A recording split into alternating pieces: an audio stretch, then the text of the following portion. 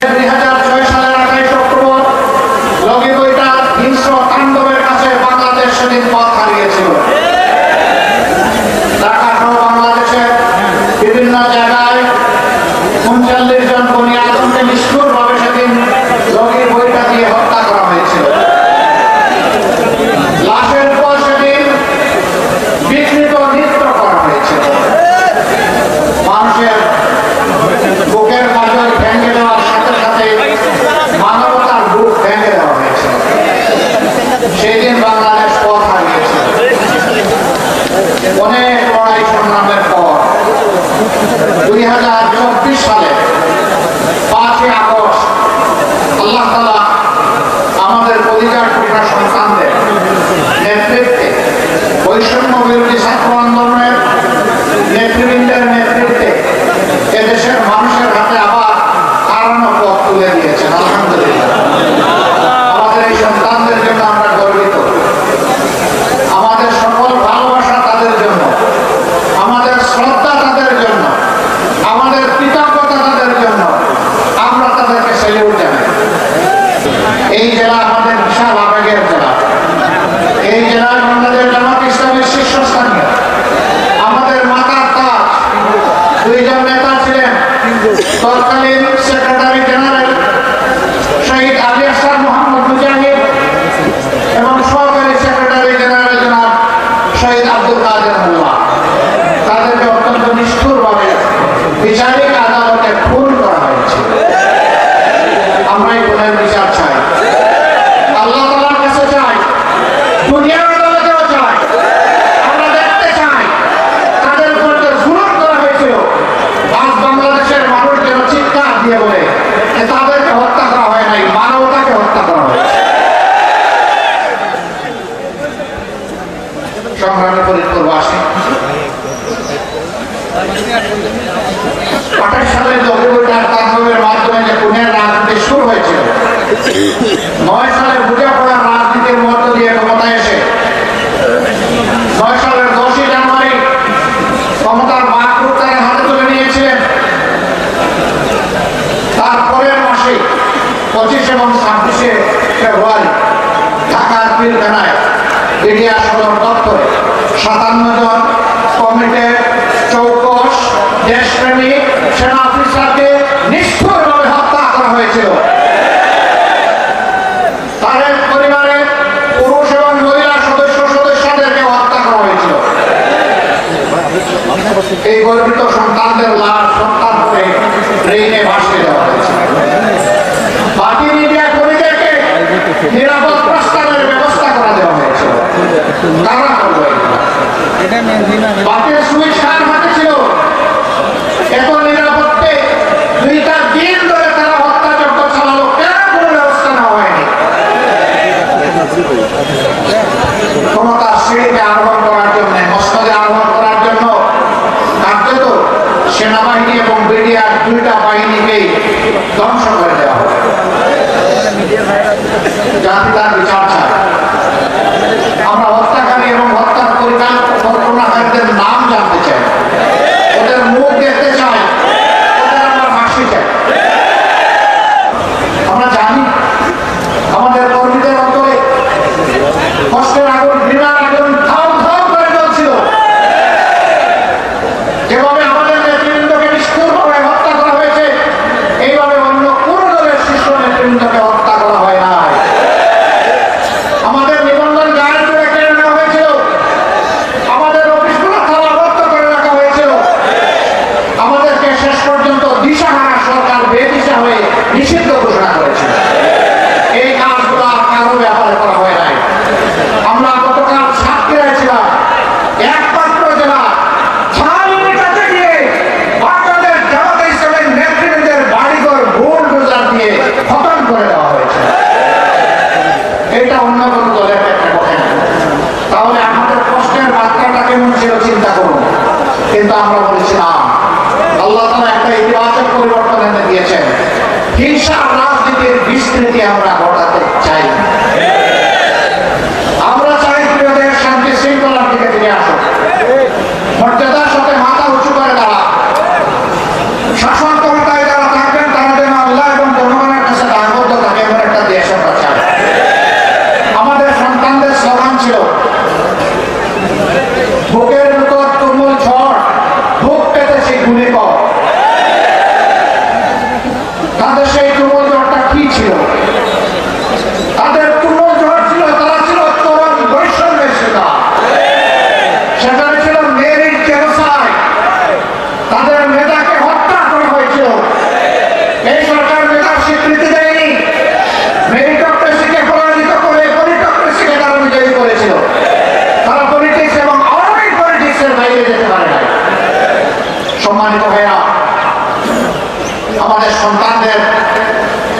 সেই বুক চিপিয়ে গুলি দেওয়া দৃশ্যকে আমরা ভুলে যাব না, তাদের প্রতি আজীবন আমরা সম্মান প্রদর্শন করব।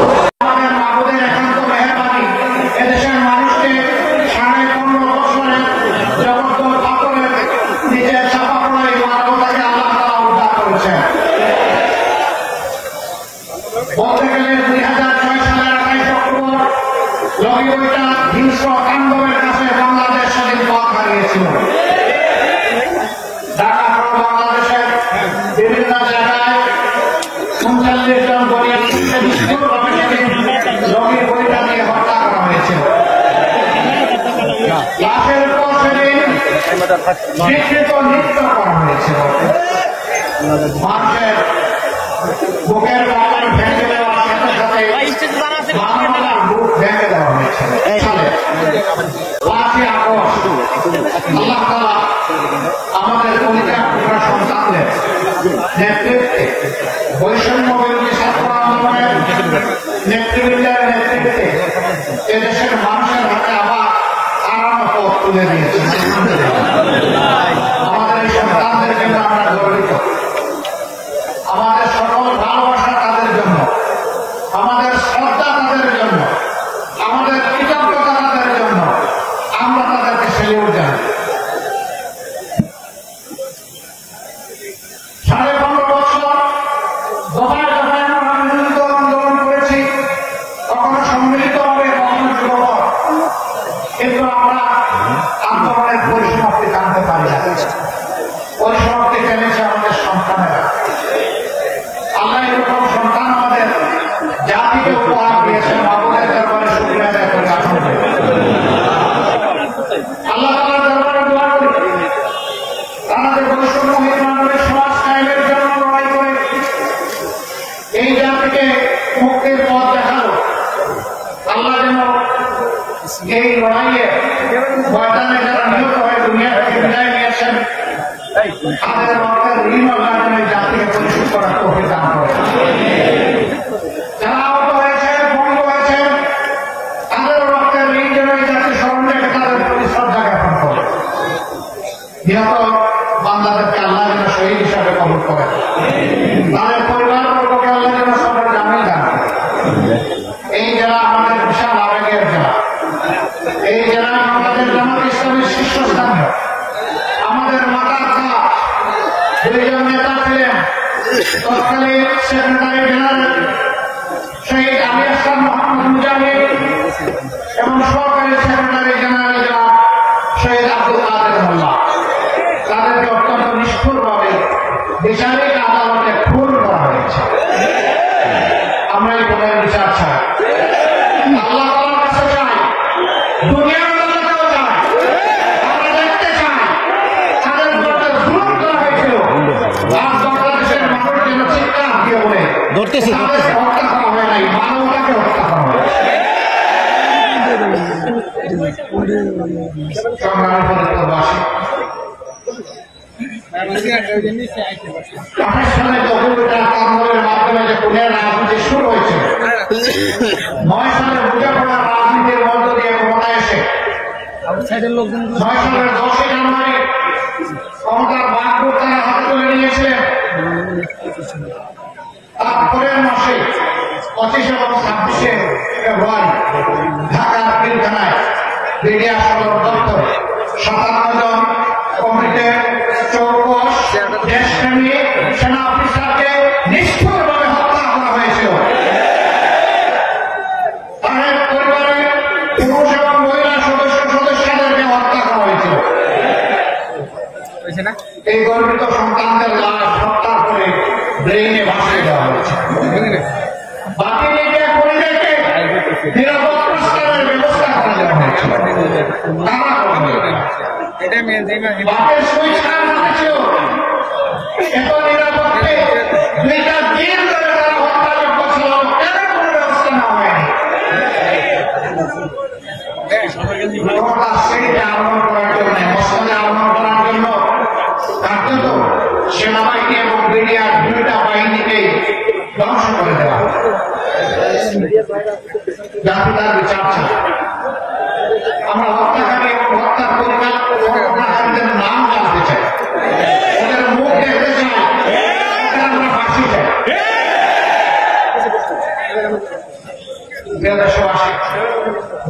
এই যে হত্যা রাজনীতি চলতেই থাকলো।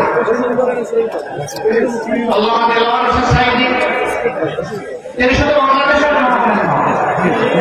বাংলাদেশের অভিযোগ করে তার একটা ভালোবাসার রাজত্ব ছিল। সেই মানুষকে দিলে দিলে মৃত্যুর দিকে ফেলে দেওয়া হয়েছে।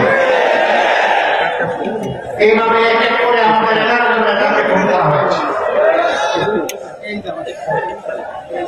আমাদের প্রাণপ্রিয় দুইজন আমির অধ্যাপক গোলাম আমিন রাহিমাহুল্লাহ, শহীদ মাওলানা মজিবুর রহমান নিজামী রাহিমাহুল্লাহ, তারা এবং তাদের সাথীদের 11 এইভাবে মৃত্যুর দিকে ফেলে দেওয়া হয়েছে। শুধু কি আমাদেরকেই খুন করা হয়েছে? আমাদের নেতা কর্মীদেরকেই খুন করা হয়েছে?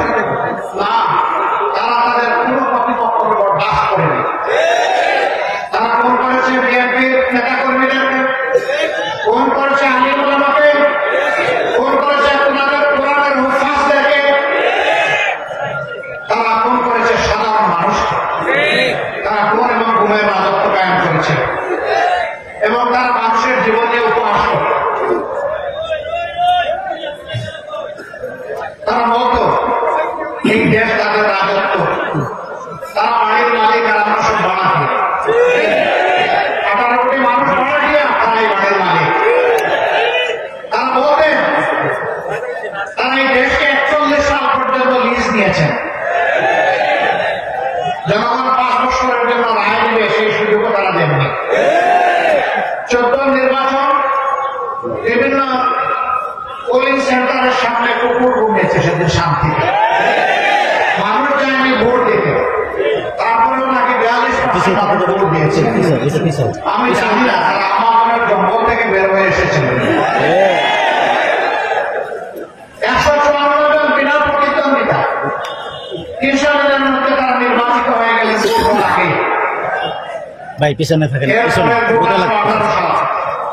সবকিছু সাজানো পাতানো, সমস্ত প্রশাসন তাদের, রন্ধ্রে রন্ধ্রে তাদের ছেলেরা, চামন্দরা, সন্ত্রাসীরা।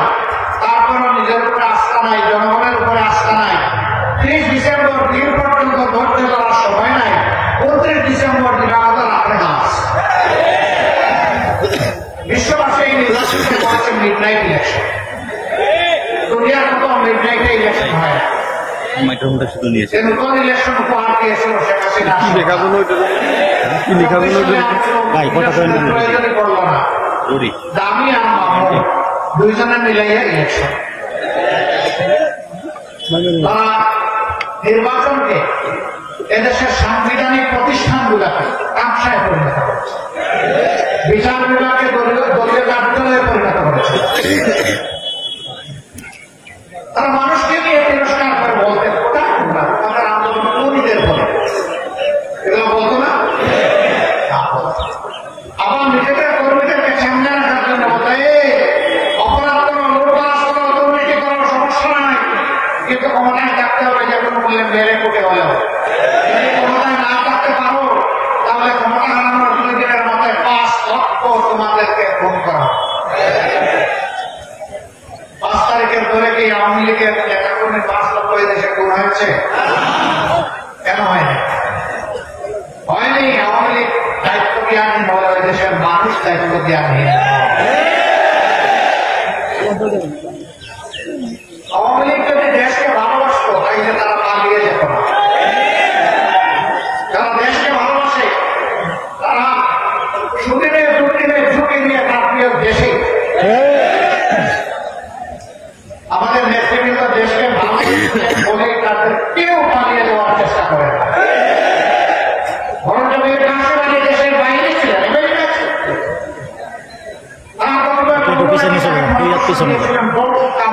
বাংলাদেশ। তিনি জিজ্ঞেস করেছিলেন হোয়াই। তারা বলেছিল আপনার শিষ্যের বিরুদ্ধে যে নিষ্ক্রিয় আচরণ করা হচ্ছে, আপনি আসলে আপনার সাথে করা হবে। তিনি বলেছিলেন আমি আমেরিকায় বসে আমার বিরুদ্ধে যে মিথ্যা অভিযোগ দায়ের করা হয়েছে আমি এখানে থেকে তার দায় নিতে চাই না। আমি দায় নিতামের জন্য বাংলাদেশে ফিরব, প্রয়োজনে আমি শহীদ হব। হাসি মুখে স্বাগত গ্রহণ করেছেন। তার তো পালানোর ব্যাপার ছিল না, তিনি ছিলেনই বাইরে। কিন্তু তিনি এসেছেন বাংলাদেশে ফিরে, কারণ তিনি এই মাটি এবং এই মানুষকে ভালোবাসেন। আমরা যারা এই মাটি এবং মানুষকে ভালোবাসি আমরা পালিয়ে যাই না। যারা বলে আমরা পালিয়ে যাব না, তারা কোথায়? তারা ভালো জানে, তাদের খবর আল্লাহ তাআলা ভালো জানে। এমনকি একজন দুর্দর্শ বিচারপতি, যিনি কার্যত একজন অ্যাক্টিভিস্ট রাজনীতি হিসাবে কাজ করতেন, আদালতে বসে রাজনীতির বানিয়ে ওড়াতেন, তিনি শেষ পর্যন্ত ঘুমায় কলকাতায় ঘুমায় দেশ ছাড়তে বাধ্য হন। ভাই, আপনার এইরকম কেন কলকাতায় ঘুমাতে হবে? লোক আপনাকে জায়গায় জিজ্ঞেস করলাম, মাননীয় বিচারপতি আপনি কোথায়? বলে যে আমি তো ইন্ডিয়ায়। বলে না, এটা বাংলাদেশ। আমি বাংলাদেশের জালে আটকা পড়ে গেছি। কেন এই অপমান? এই অপমান এই কারণে যে তারা মানুষকে অপমান করছে। ঠিক আছে, তারা লুটে পুটে বাংলাদেশ খেয়েছে, বিদেশে তারা second home, third home, fourth home বানিয়েছে, বাংলাদেশের সম্পদ বিদেশে পাচার করেছেন, দেশ তারা ধ্বংস করেছেন, দৃশ্যমান কিছু উন্নতি তারা করেছেন।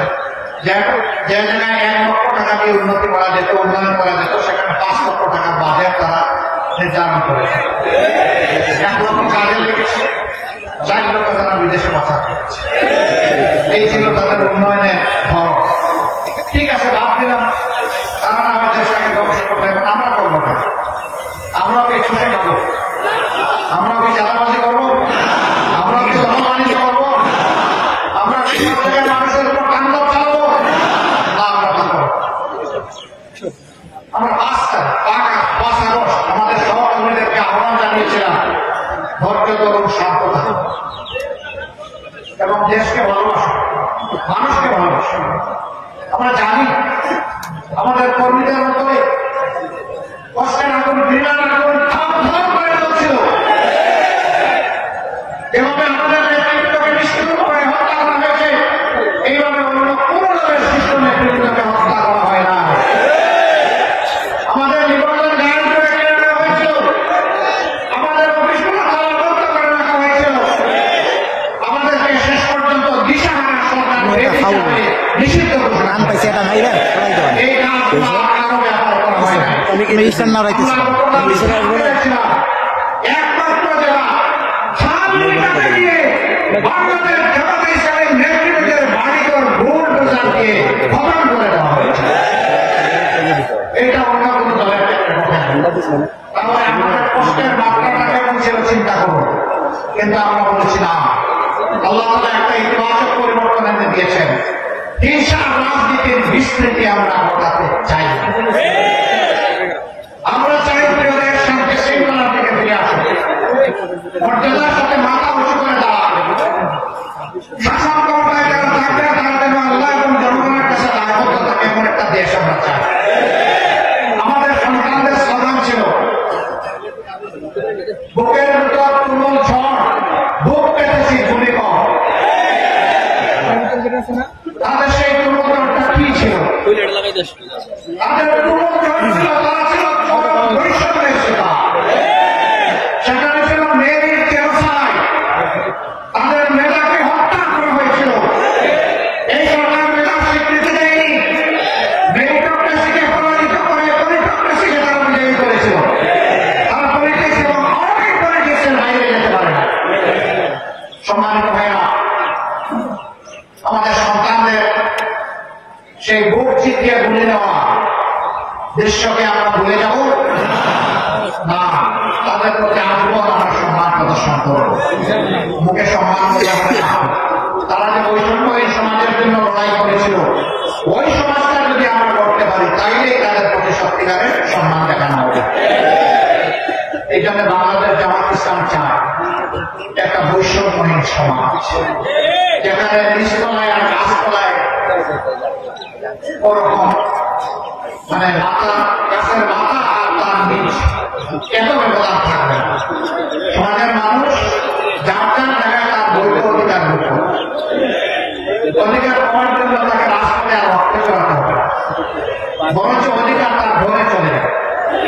আমরা এমন একটা সমাজ চাই, সেই সমাজ যদি গড়তে হয় তাহলে আমাদের জাতীয় ঐক্য লাগবে। আমাদের সমাজকে দুর্নীতিমুক্ত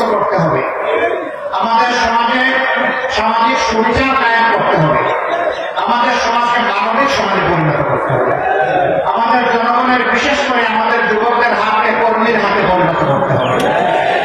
এখন বাংলাদেশের শিক্ষা প্রতিষ্ঠান থেকে লক্ষ লক্ষ আমাদের সন্তান, আমাদের ছেলেরা মেয়েরা বের হয় এক টুকরা কাগজ হাতে, তারপর এই অফিস ওই অফিস, এই ইন্ডাস্ট্রি ওই ইন্ডাস্ট্রি, এই সরকারি কার্যালয় ওই সরকারি কার্যালয় দৌড়াতে থাকে একটা চাকরি পাওয়ার আশায়। চাকরিটা কখনো সমাজে ঢুকে না। তাহলে এমন শিক্ষা আমরা কেন দিলাম যে শিক্ষা পাওয়ার পর আমাদেরই একটা সন্তান চাকরির জন্য পাগল হয়ে ঘুরায়, কোন সময় তাদেরকে হতাশ হয়ে আত্মহত্যা করতে পারবে না। ওই সময় আমরা আর চাই না। আমরা এমন একটা শিক্ষা ব্যবস্থা চাই যে শিক্ষা ব্যবস্থা প্রত্যেকটি ছাত্রছাত্রীর হাতে সোনাগরি কর্মীর হাতে পরিণত হবে। তার শিক্ষা জীবনের পাঠ ছুটে যাওয়ার সাথে সাথে কাজটা ধরে তার হাতে কাজটাকে ডেকে নিয়ে কাজের ময়দানে হাজির করে দেবে। এইভাবে সব হাতে পরিণত করে আমরা দেশকে আগাতে চাই। এমন একটা দেশ চাই যেখানে বর্ণে বর্ণে কোনো হিংসা হারা না, মন্দিরও পাহারা দেওয়ার দরকার হবে না, মসজিদও পাহারা দেওয়ার দরকার হবে না, গির্জাও পাহারা দেওয়ার দরকার হবে না, বৌদ্ধ পাহারা দেওয়ার দরকার হবে। মানুষ মানুষকে সেদিন সম্মান করে এবং মাথা উঁচু করে দাঁড়ায়। আমাদের মায়েরা ঘরে রাস্তায় চলাচলের সময়, কর্মস্থলে এবং সমাজে তারা মর্যাদা এবং নিরাপত্তার সাথে তাদের কাজ সম্পাদন করবে। দেশের ভাগ্য উন্নয়ন পুরুষদের পাশাপাশি তাদের মেধা, যোগ্যতা, কর্মক্ষেত্র অনুযায়ী তারা অবদান রাখবে। আমাদের ব্যাপারে অপবাদ, জামাত ইসলামী ক্ষমতায় গেলে মহিলাদেরকে ঘর থেকে বের হতে দেবে। পিতলের তালা আমরা তৈরি করে রেখেছি। ক্ষমতায় যাওয়ার পরের দিন পুরুষদেরকে ডেকে ডেকে বের করে বাইরের দিকে আমরা তালা মেরে দিব যে তোমরা বের হতে পারবে না, মহিলারা তারা আছে। মানুষের মনে ভীতি সঞ্চার করা হয় কেন? রাসূল করিম সাল্লাল্লাহু আলাইহি ওয়াসাল্লাম যুদ্ধের ময়দানে সাহাবিয়াদেরকে সাথে নিয়েছেন, তার স্ত্রীদেরকে সাথে নিয়েছেন, অন্য মহিলারা যুদ্ধ করেছেন তার সাথে না। যুদ্ধ মানব জীবনের সবচেয়ে কঠিন কাজ, সেই যুদ্ধে আল্লাহ রাসূল মহিলাদেরকে সামিল করেছেন। আমরা কে তাদেরকে ঘরে তালা মেরে রাখা, ভয় দেখানো হয়। এরা রাজ্য কায়েম করে, সবাইকে জোর করে কালো বোরকা পরাবে না, জোর করে কাউকে কালো বোরকা পরানো হবে। বরঞ্চ মনের খুশিতে মর্যাদার প্রতীক হিসেবে যারা পড়তে চায় করবে। অন্য ধর্মের যারা আছে তাদেরকে আমরা জোর করে পড়তা কিভাবে পড়াবো? তারা তো এই ধর্মের পরিমাণই আনে না। তো তারা যারা ইসলামের পরিমাণ আনে তাদের ইসলামের পড়তা বাধ্য থাকবে, তাদের উপরে এই দুর্ঘটনার অধিকার আমাদেরকে কে দিয়েছে?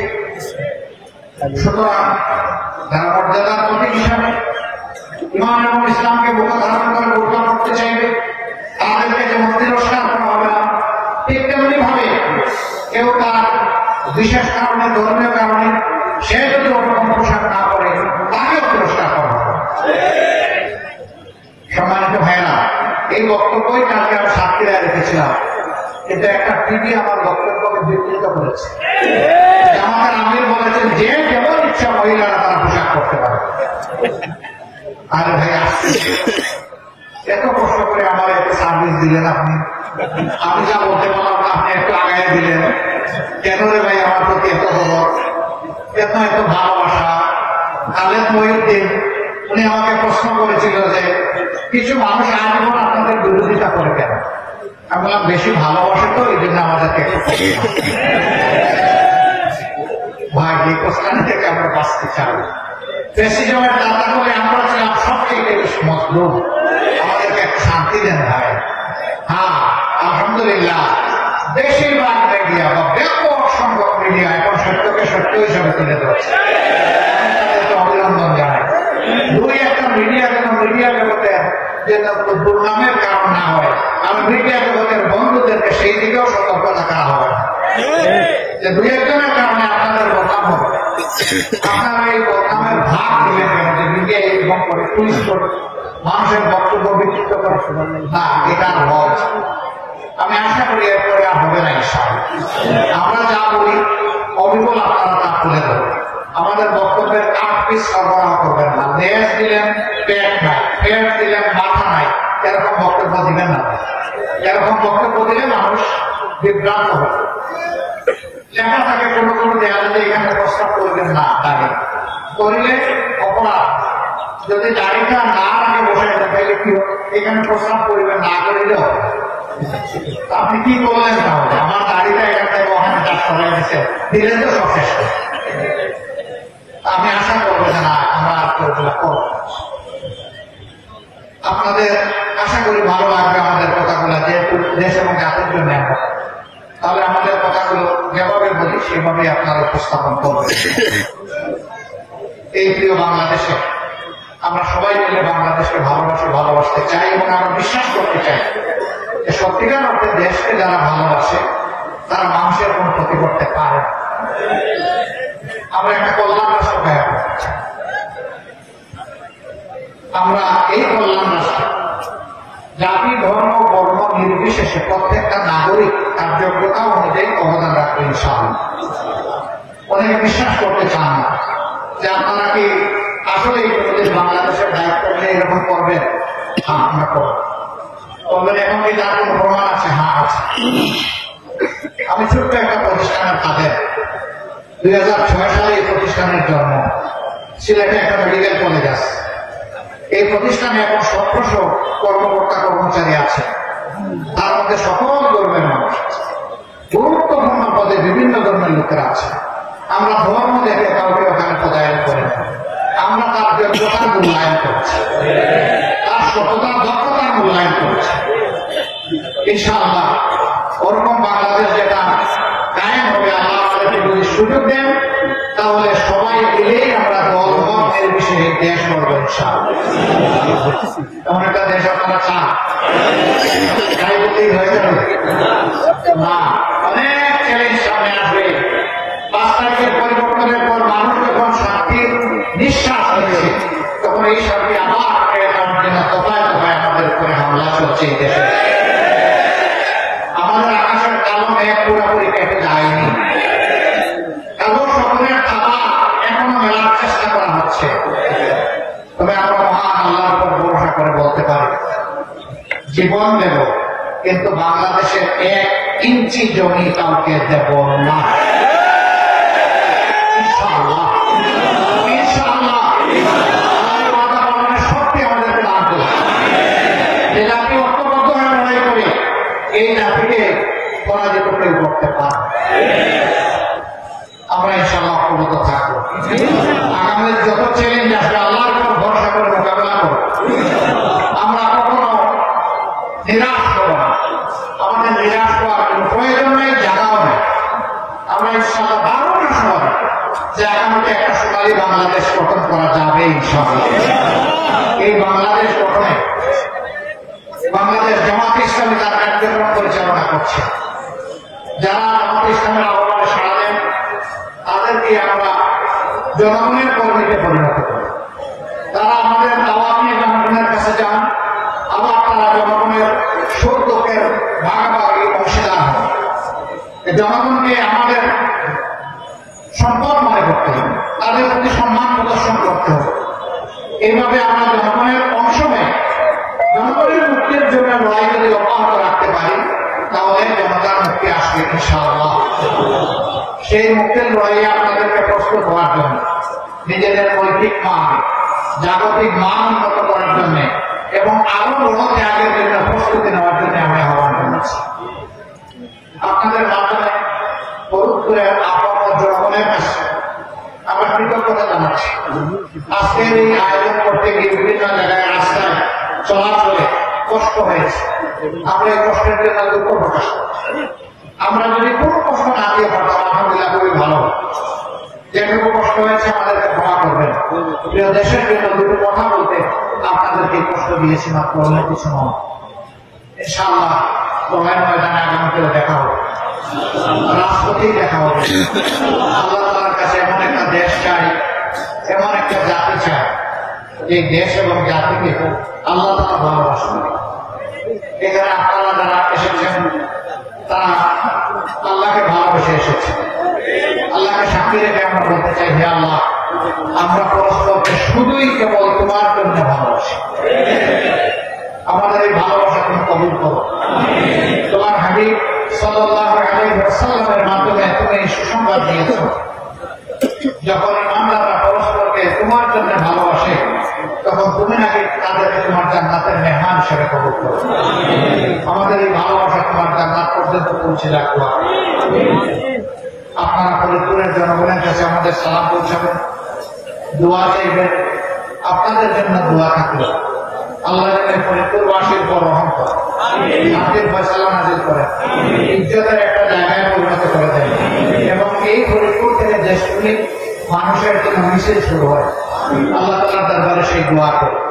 সেই রাষ্ট্র কায়েমের জন্য আমরা চাই আপনাদের ভালোবাসা, আমরা চাই আপনাদের দোয়া, আমরা চাই আপনাদের সমর্থন, আমরা চাই আপনারা আমাদের পাশে থাকবেন, আপনারা আমাদের সাথে থাকবেন। আপনাদের সবাইকে ধন্যবাদ। আল্লাহ হাফেজ। আমাদের মাহবুবের একান্ত মেহরবানি এদেশের মানুষকে 15.5 বছরের জগৎ পাথরের নিচে চাপা পড়া এই মানবতাকে আল্লাহ তাআলা উদ্ধার করেছেন। বলতে গেলে 2006 সালের 28 অক্টোবর লগিবইটা হিংস্র তাণ্ডবের কাছে বাংলাদেশ স্বাধীন পথ হারিয়েছিল। ঢাকা সহ বাংলাদেশের বিভিন্ন জায়গায় 39 জন বনিয়াদকে নিষ্ঠুরভাবে লগিবইটা নিয়ে হত্যা করা হয়েছিল।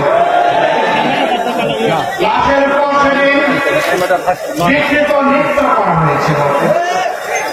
মানুষের বুকের পাড়ায় ভেঙে দেওয়ার সাথে সাথে মানবতার বুক ভেঙে দেওয়া হয়েছে। 2024 সালে 5ই আগস্ট আল্লাহ তাআলা আমাদের পরিবার সন্তানদের নেতৃত্বে, বৈষম্য বিরোধী ছাত্র আন্দোলনের নেতৃবৃন্দের নেতৃত্বে এদেশের মানুষের হাতে আবার হারানো পথ তুলে দিয়েছে। আমাদের এই সন্তানদের জন্য আমরা গর্বিত। আমাদের সকল ভালোবাসা তাদের জন্য, আমাদের শ্রদ্ধা তাদের জন্য, আমাদের কৃতজ্ঞতা তাদের জন্য। আমরা তাদেরকে সেলিউট জানাই। 15.5 বছর দফায় দফায় আমরা আন্দোলিত আন্দোলন করেছি, কখনো সম্মিলিতভাবে, কখনো যুগপৎ, কিন্তু আমরা আন্দোলনের পরিসমাপ্তি জানতে পারি না। পরিসমাপ্তি জেনেছে আমাদের সন্তানেরা। আল্লাহ এরকম সন্তান আমাদের জাতিকে উপহার দিয়েছেন। মাহবুবের দরবারে শুকরিয়া আদায় করে আল্লাহ তাআলার দরবারে দোয়া করি, তারা যে বৈষম্যহীন মানবের সমাজ কায়েমের জন্য লড়াই করে এই জাতিকে মুক্তির পথ দেখালো। আল্লাহ যেন এই লড়াইয়ে ময়দানে যারা নিহত হয়ে দুনিয়া থেকে বিদায় নিয়েছেন তাদের রক্তের ঋণ আল্লাহ যেন এই জাতিকে পরিশোধ করার তৌফিক দান করেন। এই জেলা আমাদের বিশাল আবেগের জেলা। এই জেলা আমাদের জামাত ইসলামের শীর্ষস্থানীয়। আমাদের মাতার কাজ 2 জন নেতা ছিলেন, তৎকালীন সেক্রেটারি জেনারেল শহীদ আলী আহসান মোহাম্মদ মুজাহিদ এবং সহকারী সেক্রেটারি জেনারেল জনাব শহীদ আব্দুল কাদের মোল্লা। তাদেরকে অত্যন্ত নিষ্ঠুরভাবে বিচারিক আদালতে খুন করা হয়েছে। আমরা এই প্রধান বিচার চাই, আল্লাহ তাআলার কাছে চাই, দুনিয়ার আদালতেও চাই। আমরা দেখতে চাই তাদের বিরুদ্ধে জুলুম করা হয়েছিল। আজ বাংলাদেশের মানুষ যেন চিৎকার দিয়ে বলে তাদের হত্যা করা হয় নাই, মানবতাকে হত্যা করা হয়। সংগ্রামী ফরিদপুরবাসী, পাকিস্তানের লগিবইটা আন্দোলনের মাধ্যমে যে খুনের রাজনীতি শুরু হয়েছিল, 9 সালে মুজাফরের রাজনীতির মধ্য দিয়ে ক্ষমতায় এসে 9 সালের 10ই জানুয়ারি ক্ষমতার বাগডোর তারা হাতে তুলে নিয়েছিলেন। তার পরের মাসে 25 এবং 26শে ফেব্রুয়ারি ঢাকার পিলখানায় বিডিআর সদর দপ্তরে 57 জন কমিটির চৌকস দেশপ্রেমী সেনা অফিসারকে নিষ্ঠুরভাবে হত্যা করা হয়েছিল। তাদের পরিবারের পুরুষ এবং মহিলা সদস্যদেরকে হত্যা করা হয়েছিল। এই গর্বিত সন্তানদের লাশ হত্যার করে ব্রেইনে ভাসিয়ে দেওয়া হয়েছে। বাকি মিডিয়া কর্মীদেরকে নিরাপদ প্রস্তাবের ব্যবস্থা করা দেওয়া হয়েছে। বাপের সুইচ খান হয়েছিল এত নিরাপদে 2টা দিন ধরে তারা হত্যাযোগ্য ছিল, কেন কোনো ব্যবস্থা নেওয়া হয়নি? সেইটা আরম্ভ করার জন্য মসজিদে আরম্ভ করার জন্য থাকতে তো সেনাবাহিনী এবং মিডিয়ার 2টা বাহিনীকে ধ্বংস করে দেওয়া জাতি তার বিচার ছিল। আমরা হত্যাকারী এবং হত্যার পরিকল্পনাকারীদের নাম জানতে চাই, ওদের মুখ দেখতে চাই, আমরা ফাঁসি চাই। দেশবাসী, এই যে হত্যার রাজনীতি চলতেই থাকলো, আল্লামা দেলোয়ার হোসেন সাঈদী তিনি শুধু বাংলাদেশের জনগণের নন, বাংলাদেশের মর্যাদা অতিক্রম করে তার একটা ভালোবাসার রাজত্ব ছিল। সেই মানুষটাকে তুলে দিয়ে মৃত্যুর দিকে ফেলে দেওয়া হয়েছে। এইভাবে এক এক করে আমাদের 11 জন নেতাকে খুন করা হয়েছে। আমাদের প্রাণপ্রিয় 2জন আমির অধ্যাপক গোলাম আমিন রাহিমাহুল্লাহ, শহীদ মাওলানা মজিবুর রহমান নিজামী রাহিমাহুল্লাহ, তারা এবং তাদের সাথীদের 11 জন এইভাবে মৃত্যুর দিকে ফেলে দেওয়া হয়েছে। শুধু কি আমাদেরকে খুন করা হয়েছে? আমাদের নেতা কর্মীদেরকেই খুন করা হয়েছে? না, তারা তাদের পুরো কর্তৃপক্ষকে বরদাস্ত করেনি। তারা খুন করেছে বিএনপির নেতা কর্মীদেরকে, খুন করেছে আলিম ওলামাকে, খুন করেছে ওনাদের কোরআনের হুফাজদেরকে, তারা খুন করেছে সাধারণ মানুষকে। তারা খুন এবং গুমের রাজত্ব কায়েম করেছে এবং তারা মানুষের জীবন নিয়ে উপহাস করে। তারা বলতো এই দেশ তাদের রাজত্ব, তারা বাড়ির মালিক আর আমরা সব বাড়াতে 18 কোটি মানুষ মারা গিয়ে তারা এই বাড়ির মালিক। তারা বলতেন তারা এই দেশকে 41 সাল পর্যন্ত লিজ নিয়েছেন, জনগণ 5 বছরের জন্য রায় দেবে সেই সুযোগও তারা দেননি।